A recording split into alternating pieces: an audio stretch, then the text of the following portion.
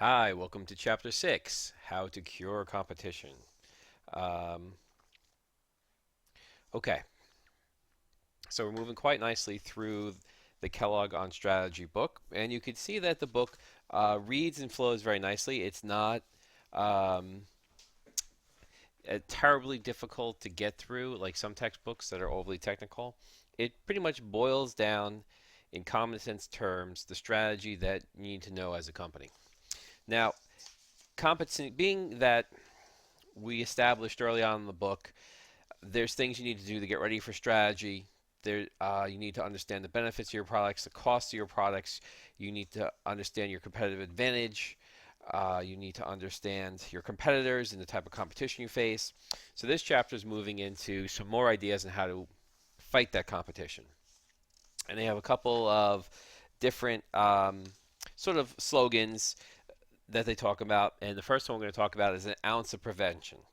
So here we're thinking about how can we prevent uh, possible competition before it occurs.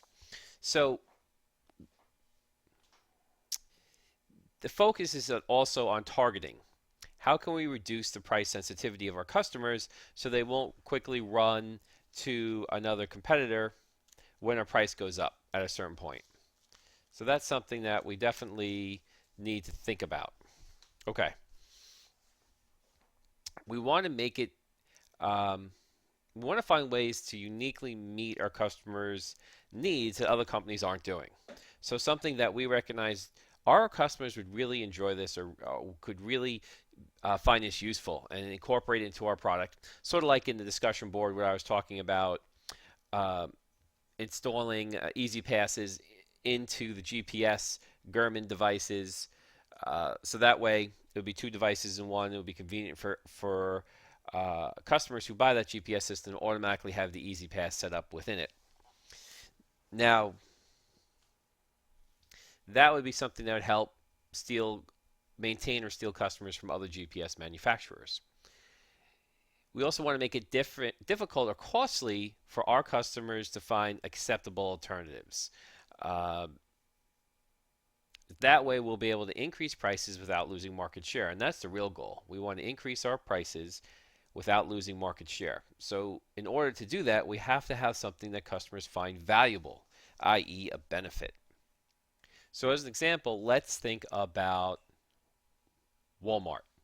So, here is Walmart's website. Now, how are they able to think about the potential competition and have some prevention for it? Well, the prevention that they basically were able to do is they set up the original Walmart stores in smaller to mid-size areas, an area where populations were large enough to support one Walmart but not another competitor. So they were able to dominate that area. And since they also had expertise in their distributions and economies of scale of their purchasing, they were quickly able to put all small competitors pretty much out of business and maintain a thriving, profitable monopoly in that local market. And that was something that was a way of Walmart preventing new competitors from coming into the marketplace because it wouldn't be profitable to have two giant retailers. And it was also a way of uh, dominating the local competition of the smaller players. That's one of the reasons it took so long for Long Island to have any Walmart locations, or because they didn't deem the Long Island area had too big of a population and there would be too many competitors. It wasn't until Walmart's distribution gave it such an advantage on price uh, and the pressure on its suppliers to lower price that they were able to move into Long Island and be successful. Let's look at another example, Southwest. Okay, so Southwest had a similar strategy where they set up shop not at the big, expensive major airports, but the smaller airports like MacArthur Airport here in Islip. And their strategy was let's set up shop in the smaller second tier airports and fly these 737s between these airports, and we'll be able to dominate these airports where we'll be the major, if not the only carrier. And using our different hubs around the country, we'll be able to transport people to anywhere in the country, uh, but have an extreme advantage is that we'll be in hopefully more convenient airports with a smaller locality that competition won't be as fierce.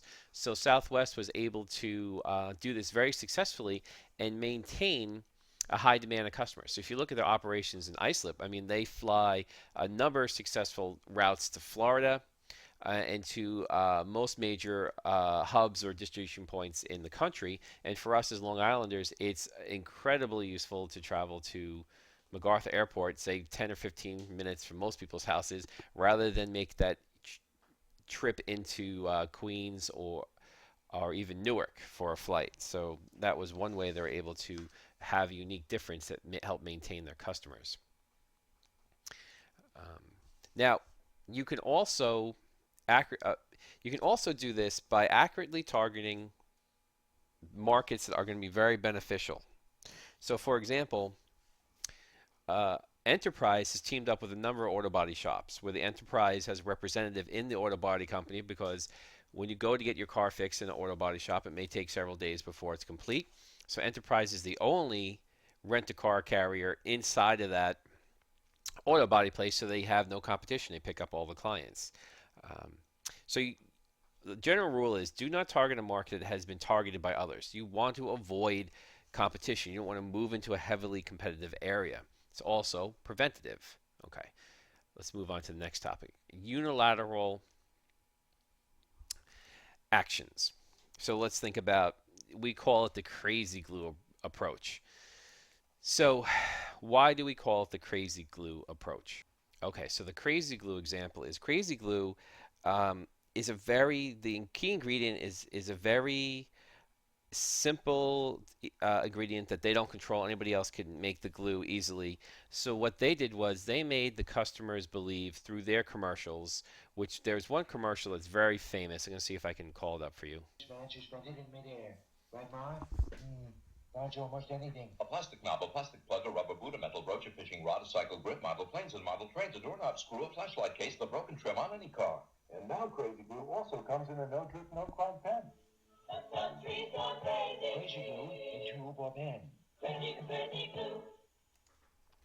Okay, well that that's the commercial. And you got the guy who is glued his hat to the steel beam above a big construction site. That's the image that you know they had, but they heavily marketed Crazy Glue through this. If you are someone who's 30 or older and you watch television as a teenager or a kid, you must have seen this commercial a billion times. Even today, their website references the Crazy Glue guy with the helmet as just a very successful campaign. And you can see that they extended their product line to many different forms of Crazy Glue.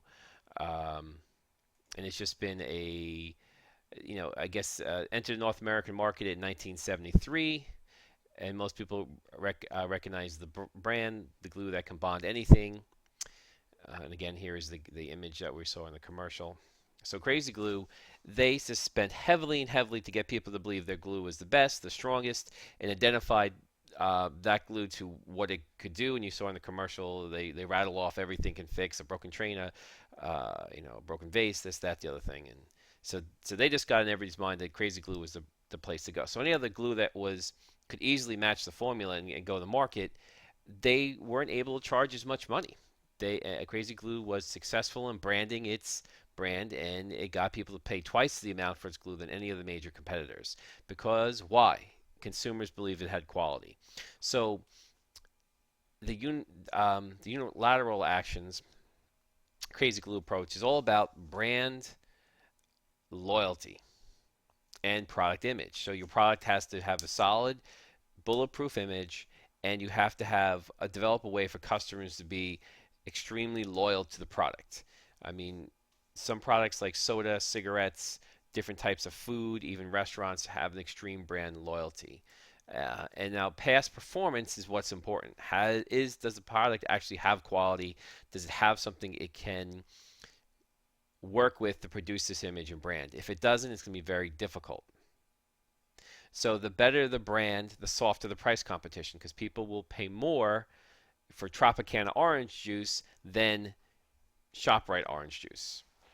because Tropicana has the premium brand. In some cases, it's the premium brand over Minute Maid, and people will pay more for Tropicana than Minute Maid because they feel it's the best. So that's one way to avoid competition is to have such strong brand identity and loyalty to your customer. And the only way to get this is one, you have to have a great product that actually has the benefits, and two, you have to let customers know about it and develop programs to and commercials and advertising to develop this brand. It takes years. Let's look at the three big automakers. Since the Zoom simulation we're using focuses on cars, um, in the 70s, the big three automakers, Chrysler, Ford, and GM, were able to hold off foreign competitors, Germany and Japan mostly, from imports as long as they met two conditions: perception of superior domestic quality, the perception that that was a reality. Now, this perception was wrong, but customers didn't know it. They thought, a car gets 50,000 miles and that's good enough, and if I have to fix it after 40,000 miles routinely, I guess that's how cars are. So in the 70s, neither of these conditions were being met towards the end of the 70s and into the 80s, and the big three ever since then had a shrinking market share as customers quickly realized that the foreign competitors in foreign cars had additional benefits and higher quality and gas mileage and safety features. And this forced the big three to really change their game and start making much better, much higher quality cars. So for the big three automakers, the competition was devastating. But for the consumer, if you put on your consumer hat, that's been great for us because we've been getting better and better cars at inflation adjusted a better price with more features and more availability. Okay, another thing for under this unilateral actions is we're going to look at switching costs. So consumers will stay with your company, your product, if the switching costs are very expensive or time consuming. So think of you have a PC computer and you have all these programs based on the PC, and now you want to switch to the Mac. Well, it's going to be very expensive to rebuy a number of those programs. And this is before you can make a separate environment to run Windows on the Mac. And also be very time consuming to learn how the Macintosh works. So that switching cost kept a lot of people out of the Mac world. It wasn't until the iPhone and iPad and iPod started introducing to people to the Apple operating system and functionality that people found that the learning curve was not as steep as they had thought. Now, specific brand know-how, BlackBerry versus iPhone, Microsoft Windows, think how much time you invested understanding and learning how Microsoft Windows works, and now to move to a new operating system. Or if you were a BlackBerry user, and you may still be, they're holding on tightly to those BlackBerries. But if you were to try the iPhone, uh, it wouldn't be as much of a learning curve as you think. I think it would be much harder to go from the iPhone to BlackBerry. But either way, this brand specific information helps keep people sticking to that brand. Also, a way to keep people from switching is to have a frequent customer program. If you're in Stony Brook and you're using you go to Siebel's Market for coffee, they have those little cards. Every so many coffees you buy, you get a free coffee to keep you from buying from the Siebel's Marketplace on campus and nobody else. Also, there are restaurants do this, such as the Fridays card, the Southwest Frequent Flyers Club. You can get credit or points. I remember when I was younger at a local pizza store, I had on the pizza boxes, when you get a large pizza, they had a coupon in the center of the box. You collected 10 of those coupons, you got a free pizza. So this kept you going back. And this is brilliant because there's so many local pizza shops. If they keep you going back to the same one, they're gonna lock you in because you don't want to switch and get a different pizza, and now you lose out on another card. So these frequent customer programs help to keep your customer base locked into your product because they're getting additional benefits by buying more and using the product more. Now, I know for one reason Friday revamped their Fridays card into a Stripes card or whatever because they were trying to actually recreate the system to give lower margin um, awards but create a more valuable perception from the customer. So all these, that's why they they frequently don't use dollar to dollar awards. They use a point system that you can't necessarily tell how many points. For example, I have a GameStop account and I buy gifts and also things for me to use from the store, and I have their card and I have a lot of points on it, but I have no idea what 1,400 points means. Or even on my credit card, I may have 10,000 points on my credit card. What does that equal? I don't know, because they don't want to make it as connected um, to the dollar. They want to keep it a little, nebulous there. So for the effort to make it seem like it's more, you're getting more than you actually are. Okay. So if you build in switching costs, so building switching costs is a way to make sure customers stay with your product. And the Lego solution was, let's build a set of blocks that only work with each other. So Legos only work with Legos. You can't use them with other block systems. And that way people always keep buying the Lego sets. Um, There are some other examples. There used to be when I was a kid. I hope they don't have these anymore, but they're called Garanimals. They were clothes for kids where they had tags that were different animals, and you the shirts and the pants. If you could match up the two zebras, the two elephants, or whatnot, you would have a matching outfit. So they try to keep you buying all the clothes from the same product brand.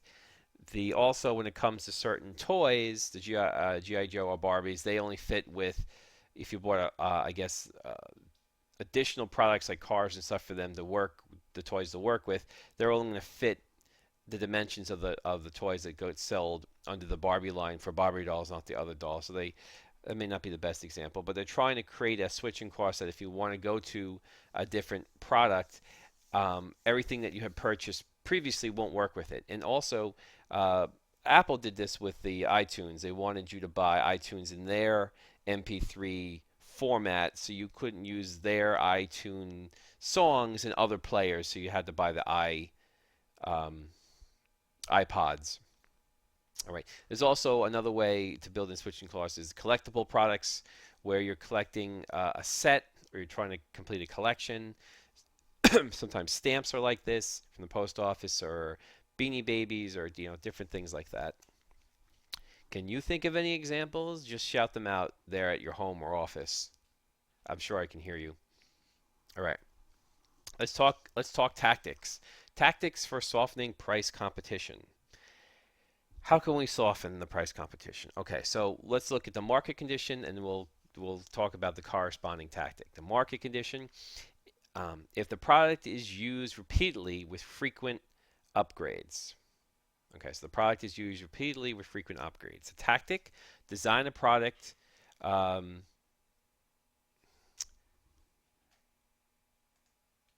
take over. Okay, design the product so that customers derive more benefits with use. So, for example, SAP or Windows, SAP is a business software, and the more the company uses it, the more beneficial it is because the more data is collecting from different various points of the company. And also, the more you use Windows, the more familiar you get with it. Um, the, you can't easily switch to a competitor, and and since you can't easily switch from Windows to another operating system, they can give you frequent upgrades, meaning that new versions of SAP and new versions of Windows are constantly coming out that you're going to want to buy to enjoy new features and just keep up with everybody else. And that's a way of constantly, Microsoft's the king of these frequent upgrades for their Office, their servers, or their Windows platforms, and that's how they keep staying the most profitable company. Um, okay, marketing condition two. If the product is an experience good, it's hard for customers to make comparisons or shop around. So if it's more of an experience um, that involves multiple facets, then you want to establish a strong brand identity with the product. So an experience product might be like a Six Flags amusement park or Universal Studios or SeaWorld. It's sort of a unique experience with a strong brand identity that you can't get from a competitor. Okay. Next market condition. If the product There's another little typo, I'm sorry. Is not an experience good, and customers are very price sensitive. So um, what if that's your market condition? Well, the tactic to use in that case, we want to establish some sort of customer loyalty program, one that seems very valuable to the customer, but um, the marginal costs are lower. One such thing that, some stores may have like a special card for the store. So um, you go to a particular store like Borders. You have our rewards card. You have, Borders is out of business. I'm sorry. Barnes and Noble. Do you have a Barnes and Noble card? And if you have the card, then you're going to get a price reduction on every purchase you make. Maybe it's 5, 10%. So if they go ahead and raise prices by say 6%, thereby, the people who pay full price will enable you to give the 10% discount to customers who have the card without any additional loss to yourself. That'd be a way of creating keeping the costs low on this type of customer loyalty program. Okay.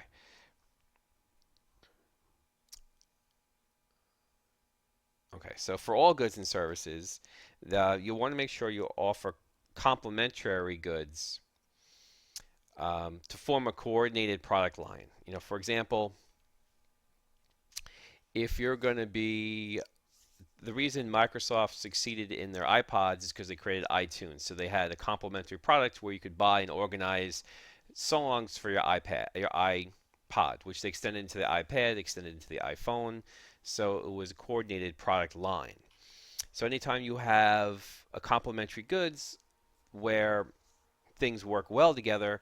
Maybe it's just that new coffee machine that's a single serve that we've been talking about in our message boards. So you create the coffee machine and then the pods, you also sell the pods. Then you license the technology for other coffee makers to sell their coffee in the pods. And maybe you sell special tools or cups or different utensils that go along with your product set. But you try to keep the profits going through many different avenues, um, and keep the benefits of staying within that product family more beneficial for the customers. All right. Okay. Also, another way of reducing competition and maintaining your strong profit margin is establishing a price leadership. So the price leader has to match any rival's price cuts and enforce market discipline. So this is something that is a little bit can a little be antitrust in some lights, but it happens more often than you think. So if for example, in the cereal industry, Kellogg's is the price leader. It sets the price that all the other cereal manufacturers follow. If another cereal manufacturer steps out of line and aggressively increases or decreases price, they can enforce some retaliation. So, say for example, a cereal manufacturer like Post lowers its price. Kellogg's may go in there and severely lower its price to punish Post for doing this. So that's how it enforces discipline. So also, Intel is the price leader in the processor market, especially when it's dealing with AMD. Marlboro cigarettes is the price leader in the cigarette market. Now, if one firm harms its competitors, the competitors must strike back with equal or superior force to create a deterrent. So if a company tries to and this happened in the 90s with the cigarette market. If one company tries to drastically undercut the price of cigarettes, the superior company who has the superior amount of financial ability will probably going to go in and cut them even lower to punish the company and create losses at the other company as a deterrent from anybody really severely cutting prices to gain an advantage. Now, if they communicate in any way with each other when they do this, if it isn't anything that is, it has to be completely no communication between companies, just action and reaction. If it does, that's breaking the laws. Now, OPEC, Saudi Arabia is the price leadership in OPEC. Now, OPEC is a cartel which a lot like De Beers Diamonds, is considered illegal by the United States, but they control prices. If one of the other countries, and this is when we had a lot more slack in the system, where right now oil supplies are pretty tight, but if one country steps out of line and just floods the market with oil to get an advantage, Saudi Arabia will unleash the flood valves and drive the price of oil down drastically low to punish those countries in the OPEC that don't follow their quotas. And they did this in the late 90s, which we enjoyed, under $20 a gallon oil. Um, De Beers Diamonds does this too. They are the price leader, and if someone tries to undercut the price, they can severely devalue the diamond's value on the market. Now, the diamonds are basically very plentiful and not as valuable as you think. They're artificially The price has been artificially propped up by this De Beers company, which is considered a cartel by the United States and is illegal to do business in the United States because of their price fixing. This one company has enough diamonds. I heard from one person described it. They have enough diamonds to give every person on the planet their own diamond. That's how many diamonds they have. Um, in their vaults, and they lock away. And if someone finds a huge diamond find or mine, they quickly fly in with suitcases of money to buy that diamond mine and keep those diamonds from aggressively hitting the marketplace because they want to make sure that there's a shortage. They create an artificial shortage to maintain a price superiority. And if anybody steps out of the line and releases too many diamonds, they have been known to and will devastate the market with a flood of diamonds to, put the other company out of business or teach them a lesson, so to say. Nice, right? How these companies work together to make sure you pay higher prices. Now, if there's any official communications between companies to unilaterally price fix or increase prices, then the Department of Justice will move in and investigate antitrust issues like they've done with Intel and Microsoft and many other companies to make sure things are fair. So if you want to establish a price leadership, there's two successful ways to establish this price leadership. Now,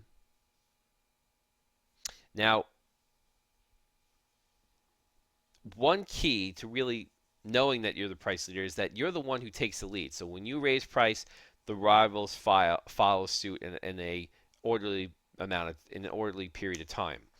Um, Now, if a firm reduces its prices, rivals generally do the same also. So this is also known as tit for tat pricing. So um, the price leader will basically sets the tone for the prices in the market, and all of the companies sort of follow along with their example.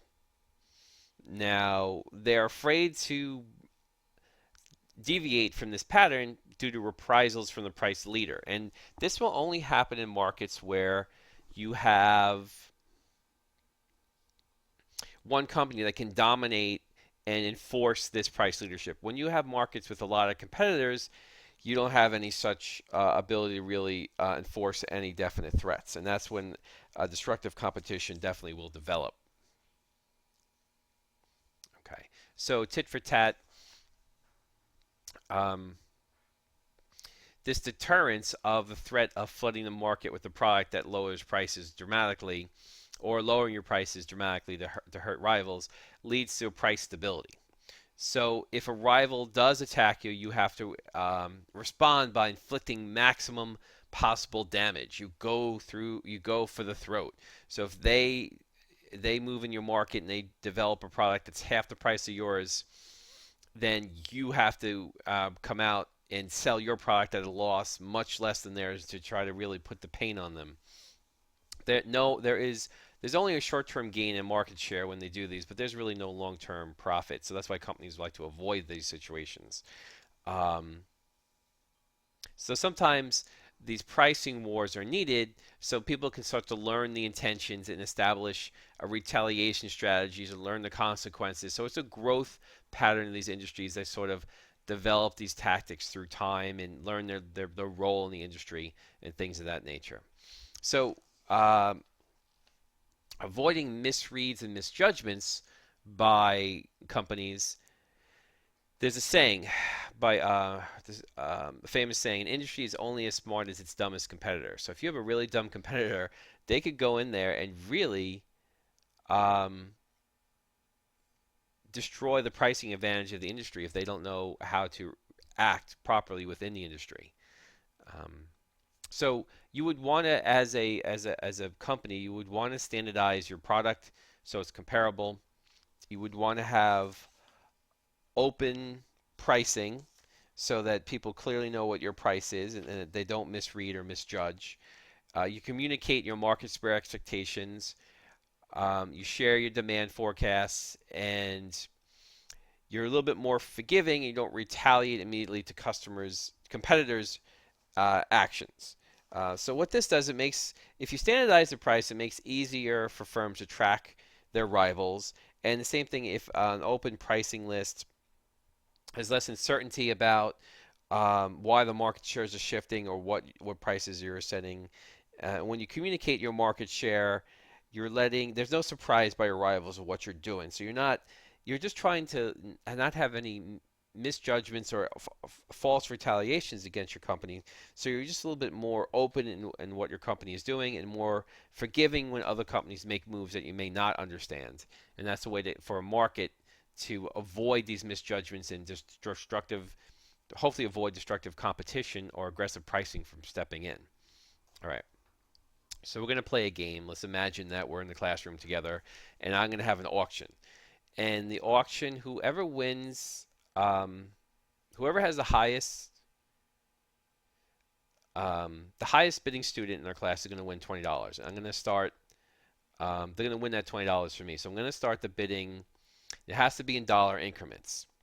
So, but both the highest and second highest bidder has to pay me what they bid, and one of the two will win the $20. So what happens is you get up to the one guy bids $18, and then the other guy bids 19, and then finally they get to 20, and you realize, you know what?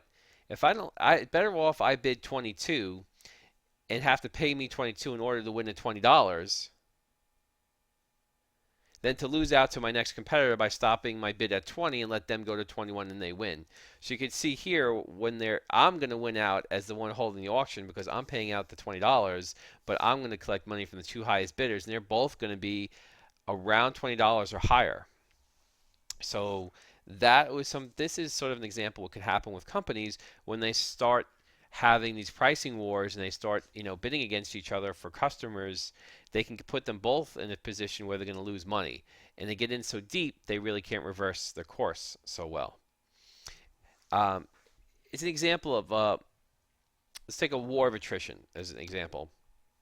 It's a battle with both sides keep losing resources. So that game was sort of a war of attrition. If you ever watched the movie War Games,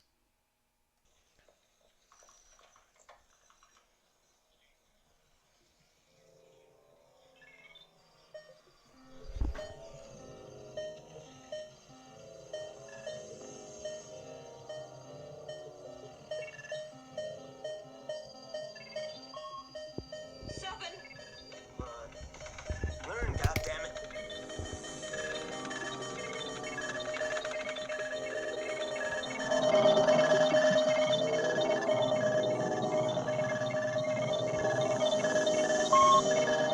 8! Must be caught in the loop, storing more and more power from the rest of the system. 9 numbers. 10, it's got the code, it's going to launch.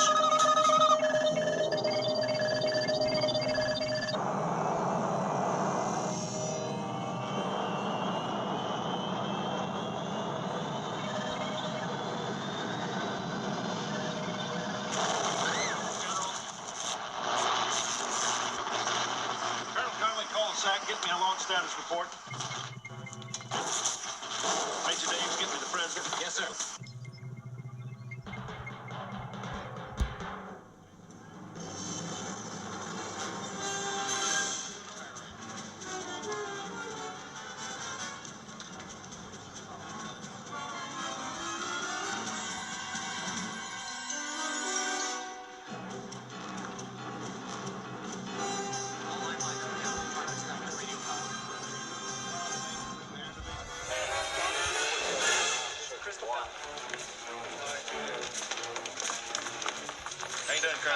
Sir, all landlines out of the mountain. They're dead. I'm trying to break through on satellites.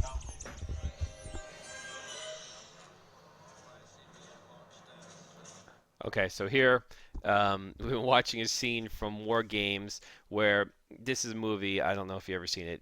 It's on Homebox once in a while. You may want to watch it, but it's a classic war of attrition where global nuclear war, no one wins. So the computer system has taken control of NORAD, and Matthew Broderick has, while talking to the computer, has them play a series of tic-tac-toe puzzles with itself to realize that there is no winner, and it's a stalemate every time. And what the computer is doing here, it's running nuclear war simulations, and it's realizing that there is no winner, as you see on the screen, no winner, and that's basically a good example of a war of attrition. Okay, who says there's no graphics in my lectures? The So that's why I said seeing this movie, War Games. It's an endless battle where both sides just keep losing and no one wins. And if you have firms who, um, firms, definitely some firms will lose more than others if they get into a price war or a war of attrition with prices. So now Intel and AMD developed a war of attrition over processors where both of them lost money. Now, generally the firm with the deeper pockets eventually wins, or the firm that can now innovate and make a more successful product will definitely win. Okay. Okay, so we definitely don't want to get into, companies should not want to get into that. Um, so say you are involved. Um, Now, if you're the company in this war of attrition, you're sustaining more losses than your rivals, you should give up. You should cut your losses and, you know, get out of this war of attrition. Now, if your rival knows that you're sustaining greater losses, you have even more reason to get out because they're not going to give up because they know that eventually they're going to win. Um, the firms who really commit and have the resources to stay in the war of attrition will basically outlast the competition and win everything. So there's no shame in limiting your losses by moving on and ending the war of attrition as soon as possible by raising your price, accepting a lower market share, and just learning from the mistake. Um, okay, moving on to the next topic. An ounce of prevention is worth a pound of cure, which is a famous saying. Now, what we're trying to do here, just to go over this again, is sort of a wrap up here. We want to look for narrow target segments to limit the competition. Markets with small populations or markets of customers in small enough areas where no one else is going to want to compete. You want to imprint a strong brand image through advertising, through quality, through getting the customer to understand that your product is the best. Create some sort of switching costs that make it difficult for customers to switch products. Now, I know Sony is always trying this, and it's been a big failure for them for most of the products. In the past, they created the Sony mini disc that limited. You could only listen to music on their Sony player with their small mini CD disc. Now that was just disastrous and just led the way for Apple to come in with their iPod. They also came up with a Sony memory stick that only worked on Sony products, and again that was a big failure. So sometimes you got to be careful if your switching costs are deemed too aggressive in the beginning or too annoying. People won't even go for your product at all. They'll be smart and look for products where there aren't switching costs. They have a little bit more advantage to using. Create frequent customer programs that target customers and basically help to corral customers into your products based on the repeated benefits they get from constantly reusing your product. All right. Let's review Be Thy Brother's Keeper. Basically, your actions may harm competitors. Their responses may do the same to you. So you want to make sure that one firm is taking the lead. There is communication. You want to grant some sort of most favored status to your big customers to keep them happy with you. And fall into this pattern of tit for tat pricing to develop a successful pricing pattern within the industry. but you have to be careful of antitrust laws. And you never want to discuss any prices openly with competitors. And there was an example with American Airlines where um, the guy was talking about prices, and the other airline executive reported him, but since neither company actually did anything, there was no laws broken. But you can understand how you don't want to get involved in the antitrust issues. Don't throw stones. You know what they say about people who live in glass markets. So markets that are prone to price wars, um, you can eliminate these destructive price competition by trying to avoid throwing the first stone. Try to understand what your competitors are doing and not be the one who's going to be causing the price war. You don't want to um, create a condition that's going to set up this price battle. Okay. And our last slide: he who laughs last,